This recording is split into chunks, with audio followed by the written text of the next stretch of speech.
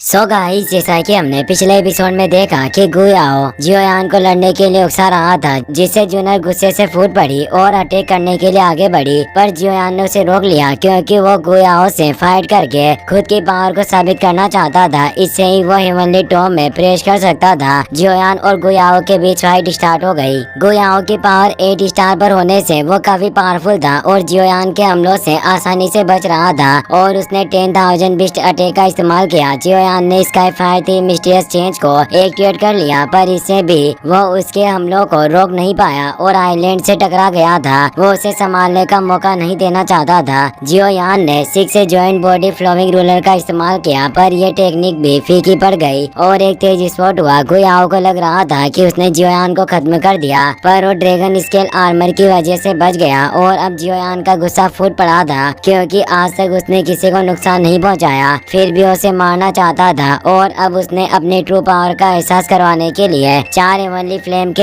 Extermination angry Buddha fire lotus को activate कर लिया, जिसकी एनर्जी के आगे गुयाओ की अल्टीमेट टेक्निक भी टिक नहीं पाई और लोटस उसके ऊपर एक्सप्लोड होने वाला था, जिससे उसका मरना तय था। इसीलिए गु कबीले के एल्डर टोंग जुआन आ गए थे, जिन्होंने लोटस को शांत करके जियोयान को रहम दिखाने को कहा था। फिर अब हम गु कबीले के ग्राउंड एरिया का सीन देखते हैं। जूनर के चेहरे पर परेशानी साफ नजर आ रही थी। तभी एल्डर टोंग जुआन जियोयान और गुयाओ को लेकर आ जाते हैं और वो उन दोनों से कहते हैं कि तुम दोनों अपनी अपनी जगह पर जाओ, अब मुझे इस सेरेमनी को आगे बढ़ाना है। यानी अब वो ही इस सेरेमनी को होस्ट करने वाले थे। दोनों उनकी बात मानकर अपनी अपनी जगह पर चले जाते हैं। जूनर को काफी फिक्र थी। वो पूछती है कि जियोयान क्या तुम ठीक हो? जियोयान कहता है कि मैं ठीक हूँ, पर उसे अंदरूनी चोटें आई थी और उसकी स्पिरिचुअल एनर्जी की भी काफी खपत हुई थी। इसलिए वो बोलता है कि मुझे अपनी पावर को रिकवर करने की जरूरत है और वो मांग तियानची को भी रेस्पेक्ट देता है। वो बोलते हैं कि लड़के, तुमने इस फाइट में काफी अच्छा प्रदर्शन किया और अब उम्मीद है कि इस गु कबीले के एल्डर तुम्हें कम आंकने की गलती नहीं करेंगे और तुम्हें हेवनली टॉम में जाने से नहीं रोका जाएगा। टोंग जुआन जूनर से कहते हैं कि इस कमिंग ए सेरेमनी के ब्लड टेस्ट की अब तुम्हारी बारी है। जूनर जियोयान से कहती है कि आज गु क्लैन में तुम्हें जिस अन्याय का सामना करना पड़ा, उसके लिए जूनर तुम्हारा बदला लेकर रहेगी, क्योंकि गॉड ब्लड लाइन न होने से सभी उसे नीची नजरों से देखते थे और उसे मारने की कोशिश की। पर जियोयान मुस्कुराता हुआ कहता है कि सिली गर्ल, ये मेरी प्रॉब्लम है, इसीलिए मैं इसे खुद ही हल करूंगा। तुम इस पर ध्यान मत दो और जल्दी से जाकर इस ब्लड टेस्ट को शुरू करो। जूनर अब उसकी बात मानकर ग्राउंड में जाने लगी, पर उसकी आंखों में गुस्सा साफ नजर आ रहा था क्योंकि जियोयान पर उंगली उठाना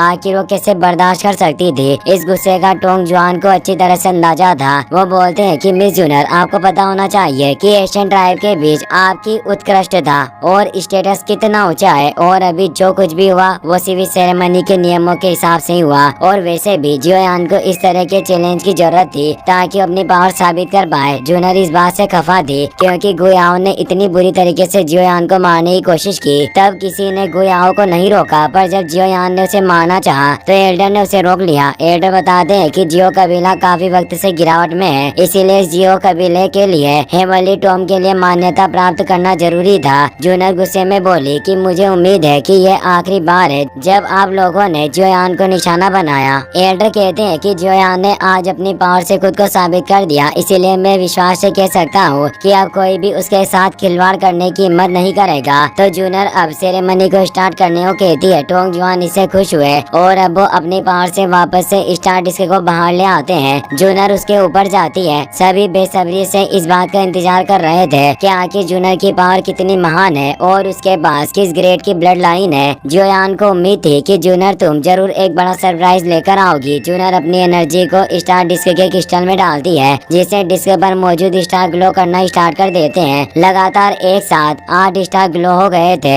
ये देख सभी हैरान हुए, पर अभी भी जूनर की पावर बढ़ती जा रही थी। नोवा क्रिस्टल भी ग्लो हो जाते हैं। एल्डर इससे काफी खुश हुए कि हमारी यंग मिस के पास 9th ग्रेड की ब्लड लाइन है और इस 9th ब्लड लाइन पावर के साथ फायर संत रियल्म को हासिल किया जा सकता है, जिससे वो काफी खुश थे। पर टोंग जुआन को उम्मीद थी कि जूनर की पावर इससे भी कहीं ज्यादा हो सकती है, क्योंकि जूनर की एनर्जी अभी भी बढ़ती जा रही थी, जिससे डिस्क क्रिस्टल तेज एनर्जी ग्लो करने लगता है। ये 9th लेवल की पीक एनर्जी थी और अब 10वां क्रिस्टल भी तेज एनर्जी से चमक उठता है। ये एक टेरिफाइंग ब्लड पावर थी। स्टार डिस्क भी इस एनर्जी को शांत नहीं कर पा रहा था और उस डिस्क क्रिस्टल में क्रेग उत्पन्न होने लगे और जुआन अपनी तेज तेज एनर्जी से उस क्रिस्टल को पूरी तरीके से तोड़ देती है। सभी 10 क्रिस्टल उसकी बॉडी के चारों तरफ फ्लोट कर रहे थे। ये देखकर सभी हैरान हुए। काफी सालों से किसी ने भी इस 10वें ग्रेड की ब्लड लाइन को जागृत नहीं किया था। जूनर उन क्रिस्टल को एक छोटे से क्रिस्टल में कंडेंस कर लेती है और उस एनर्जी को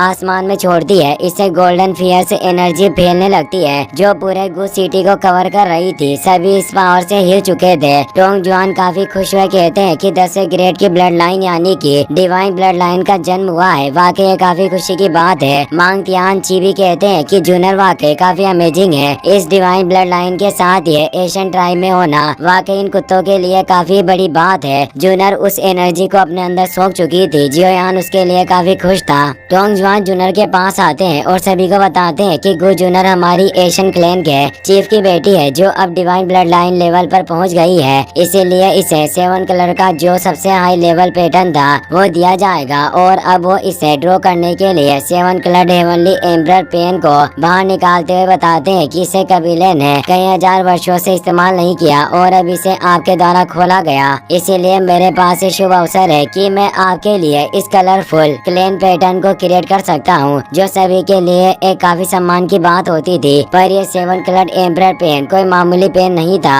ये सिर्फ चलने से ही काफी पावरफुल शॉक वेव को क्रिएट कर सकता था जिससे टोंग जुआन जो एक फाइट संत लेवल पर थे फिर भी उन्हें काफी प्रॉब्लम हो रही थी। वो सोचते हैं कि इस पेन की सो लविंग टू क्यू स्पीड इतनी ज्यादा है कि अगर मेरे पास फाइट संत की स्ट्रेन ना होती तो मुझे डर है कि अब तक मेरी सारी एनर्जी सूखने की वजह से मैं यही मारा गया होता। वो सक्सेसफुली 7 कलर पैटर्न को क्रिएट कर देते हैं जो जूनर की बॉडी में इम्प्रिंट हो जाता है। इसी के साथ जूनर की बॉडी में काफी सारी एनर्जी समाहित होने लगती है। वहाँ होलो सोल्स के भी यंग पेटिशनर मौजूद थे। वो कहते हैं कि यह कलरफुल ट्राइबल पैटर्न हजारों सालों बाद इस एशियन क्लेन में प्रकट हुआ है। इस बात से सभी एल्डर काफी खुश थे क्योंकि इसकी वजह से उनके गु क्लेन की ताकत काफी बढ़ गई थी और सभी जूनर की लंबी उम्र की कामना करते हैं। इस पैटर्न को ड्रॉ करने से टोंग जुआन काफी कमजोर फील कर रहे होते हैं। उनकी बॉडी की सारी डुकियों को इस पेन ने सोख लिया था पर यह प्रोसेस अब पूरी हो चुकी थी। जूनर एल्डर टोंग जुआन को थैंक्स कहती है और अब वो वापस लौटकर जियोयान के पास आ जाती है। जियोयान काफी खुश हुआ कहता है कि अब तुम यहाँ मौजूद सभी लोगों से काफी आगे निकल चुकी हो जिससे वो खुश थी। पर मांग तियानची कहते हैं कि ये बकवास बात है। ये लड़की एक डिवाइन प्रोडक्ट है। आखिर ये लोग इसके तुल्य कैसे हो सकते हैं। और अब ये सेरेमनी भी खत्म हो चुकी है और लड़के तुम्हारी बॉडी की एनर्जी काफी ज्यादा अनस्टेबल है। इसीलिए तुम्हें अपने गाँव को ठीक करने के लिए एक शांत जगह खोजनी चाहिए क्योंकि अगर जियोयान हेवनली टॉप में प्रवेश करना चाहता था तो उसके लिए उसे अपनी पावर के पीक पर होना चाहिए ताकि वो वहाँ अंदर की प्रॉब्लम का सामना कर सके।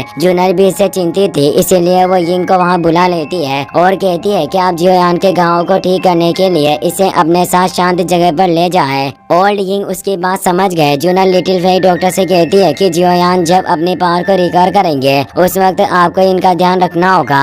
लिटिल फेई डॉक्टर कहती है कि तुम चिंता मत करो, मैं किसी को जियोयान के करीब नहीं आने दूंगी। अब हमें वहाँ मौजूद हॉल ऑफ सोल्स के यंग पेटिशनर को दिखाया जाता है जो हुनिया के साथ मौजूद होता है। हुनिया हॉल ऑफ सोल्स का वही एल्डर था जिसने जियोयान को धमकाया था और उसके साथी का नाम हुनशी होता है। वो कहता है कि एशियन गु क्लेन में वास्तव में एक डिवाइन ब्लड लाइन वाले व्यक्ति का जन्म हुआ। निश्चित रूप से ये फ्यूचर में हमारे हॉल ऑफ सोल्स क्लेन की दुश्मन बनेगी। साथ ही ये जियोयान की साथी भी है इसीलिए हमें इससे छुटकारा पाने का एक मौका ढूंढना चाहिए। अब हमें ओल्डिंग के उस एरिया का सीन दिखाया जाता है जहाँ जियोयान अपनी पावर को रिकवर कर रहा था और बाहर लिटिल फेई डॉक्टर पहरा दे रही होती है। तभी जूनर भी वहाँ जाती है। उसके चेहरे पर जियोयान के लिए चिंता साफ नजर आ रही थी। वो पूछती है कि जियोयान की हालत अब कैसी है। लिटिल फेई डॉक्टर बताती है कि जियोयान के इतनी बुरी तरीके से लड़ने की वजह से उसकी बॉडी में मौजूद केओटिक ऑरा काफी परेशानी पैदा कर रहा है जिससे उसे पावर रिकवर करने में परेशानी हो रही है। जूनर अपने पास से